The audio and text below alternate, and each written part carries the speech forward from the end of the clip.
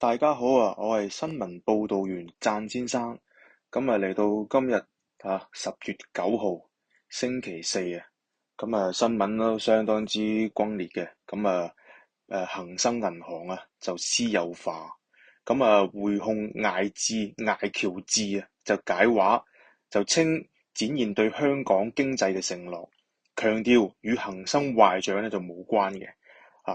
今次咧私有化行動咧，匯豐將斥資1000億元也要停回購一段時間。匯豐行政總裁艾喬治喺呢個接受彭博電訊訪問嗰陣表示咧，通過呢項重大嘅投資，展現咗集團對香港經濟嘅承諾，也是一項投資未來嘅舉動。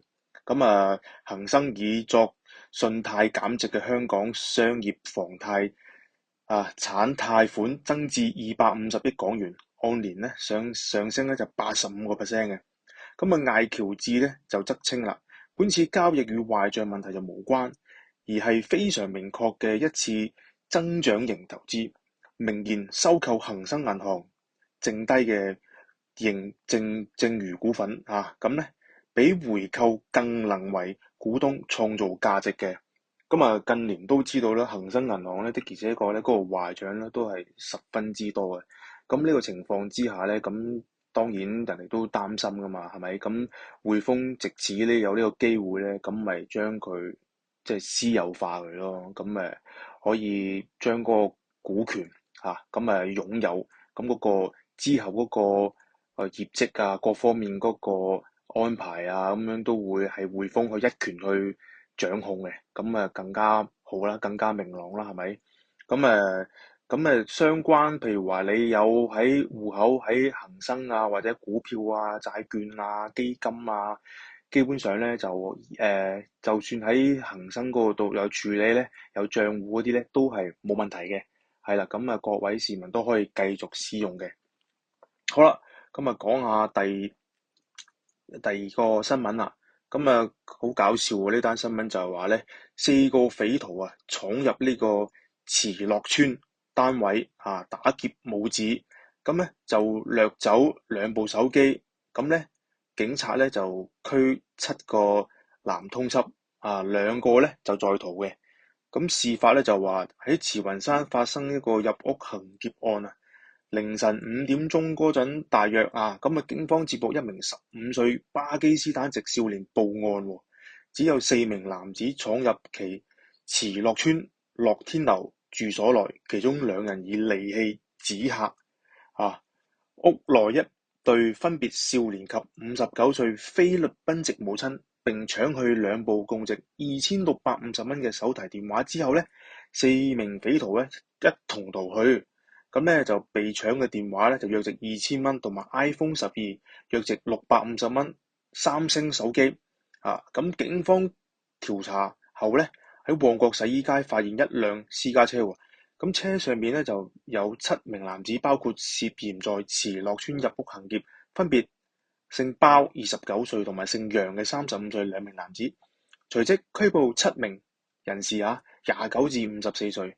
警員亦於車內檢獲16粒懷疑俗稱白瓜子嘅藥物，市值約176蚊及一把硬膠尺。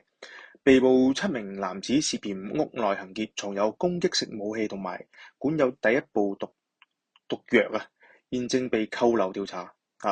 案件呢由黃大仙區呢個反三合會行動跟進嘅，係啦。據了解咧，遇劫母子咧係唔認識被捕人同埋嫌疑犯嘅喎，相當之得意嘅呢單案都係啊。好啦，講下第3單啦。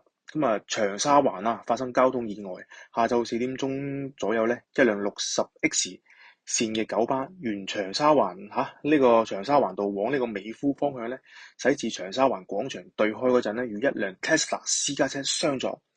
意外中至少7名巴士乘客，分別為3男4女，年齡至18至76歲，受輕傷啫。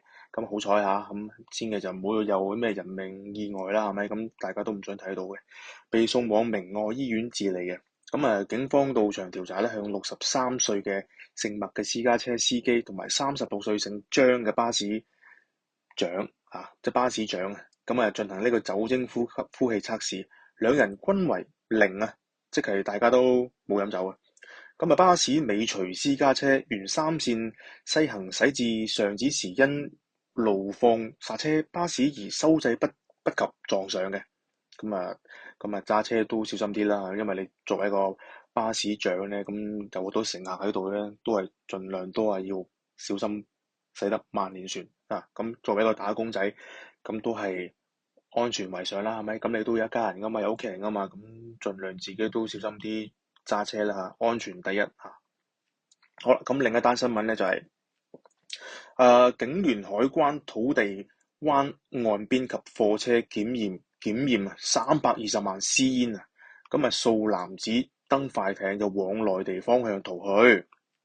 水警聯同海關就喺10月8號喺個港島南面大潭水域一帶進行呢個反走私行動，期間發現一艘冇亮起航行燈嘅快艇駛至土地灣附近岸邊。有數名男子咧將貨物咧由快艇搬到去岸上嘅一輛貨車上。人員見狀追截喎，為可疑男子就即刻跳上個快艇嗰度，從香港南面水域往內地逃去。行動中咧，人員檢獲70萬懷疑私煙，估計市值320萬。應該要課稅咧就約值230萬，並咧呢個扣查有關涉案貨車。即係話咧，啲貨咧即係嗰啲走私嘅煙咧就扣留咗，但係人咧就冇捉到喎。冇辦法啦。咁樣你揾到啲貨都好嘅，係咪？但係人咧就冇捉到，即係其實可能之後都會繼續陸陸續續都會發生呢啲咁嘅走私咁嘅案件啦，係咪？好啦，另一單新聞就係捲非禮女生案脫罪男教師咧重返台山商會中學，仲要係辦交流團帶學生去酒局。事件就係話沙田台山商會中學一名男教師咧喺13年前咧就帶學生到呢個餐廳飲酒，並喺呢個卡拉 OK 房裏邊咧就摸女學生嘅大腿同埋掃背，並控非禮。當時咧，裁判官咧就認為事主咧就自願被摸嘅，因此咧判呢個老師咧係罪名不成立喎。案發後咧，呢個老師咧就已經離職並且係改名嘅，但係咧就喺2020年咧重返同一個學校任教。就有傳媒就話啦，該名老師咧上學年帶英國交流團嗰陣咧，就與另一名男老師同埋女學生咧私下用膳，期間咧呢個教師咧就有飲酒嘅。上學年咧學校咧呢個學校咧畢業生安先生呢個係化名嚟嘅，就向呢個傳媒透露咧，該教師咧就好熱心去辦呢個內地交流團嘅。呢啲交流團咧並非係開放嘅，並非開放俾全校報名嘅，而係與該老師相熟或者有啲關係同佢夠 friend 咧，你先可以參與嘅。佢指交流團期間咧，呢個老師咧曾以加深兩地交流為理由，帶學生參與有內地人士嘅酒局。呢個老師咧自己都有飲酒嘅，但在場其他老師則有禁止學生飲酒喎，即係其他同場嘅老師咧係禁止其他學生係飲酒嘅。都幾咁風趣。呢個老師自己都係有飲酒嘅習慣嘅。係咯，呢單案件即係話佢有咁嘅前科啦，又有呢鋪癮啦。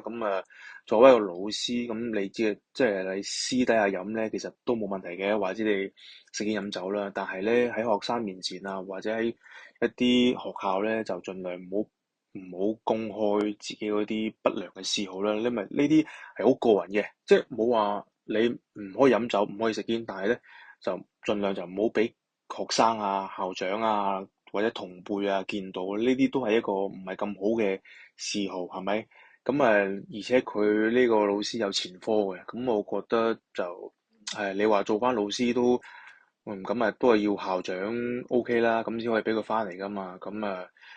發生呢啲嘢，如果你作為學生嘅，盡量就少啲接觸呢個老師啦，因為佢始終都係有前科，只不過係即係入唔到罪啫，咁唔代表佢係冇發生咯，係咪？始終佢都係借呢啲咁嘅酒局去同啲女學生有一個身體上嘅接觸，係咪？咁大家都係小心啲啦。